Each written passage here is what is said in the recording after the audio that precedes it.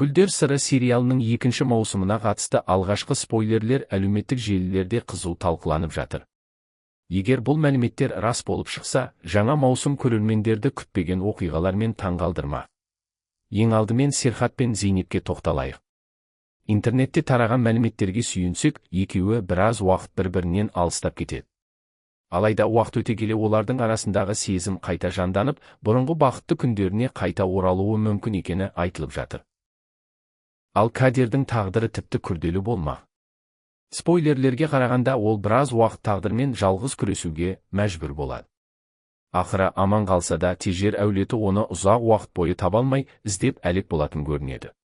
Азраның өмірінде де ауыр сынақ күтіп тұрғанға ұқсайды. Интернетте тараған ақпараттарға сәйкес, оның сәбиі шетінеп кетуі мүмкін. Бірақ уақыт өте келе Мұстафамен жаңа өмір бастап, екеуі тағы да сәби сүйетін көрінеді. Берактың тойды әдейі бұзғаны белгілі болған сәтте жағдай мүлде ушығады.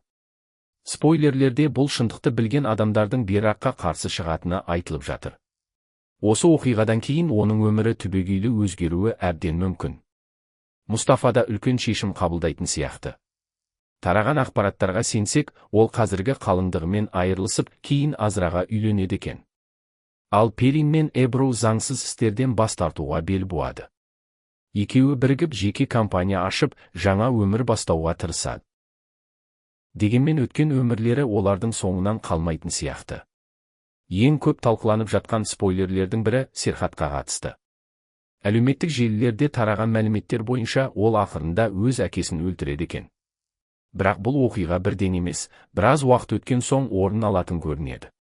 Тағы бір қызық өзгеріс Зейнеп пен Эбрудың қарым-қатынасы. Бұрын бір-біріне сенбеген екі кейіпкер енді жақындасып, Зейнеп Эбруға сене бастайды деген ақпарат тарауда. Ал Түлайдың Берак және оның анасымен арасы мүлде шиеленісіп, үлкен жанжалға ұласатын көрінеді. Әрине, әзірге бұл мәліметтердің барлығы интернетте тарап жатқан спойлерлер ғана.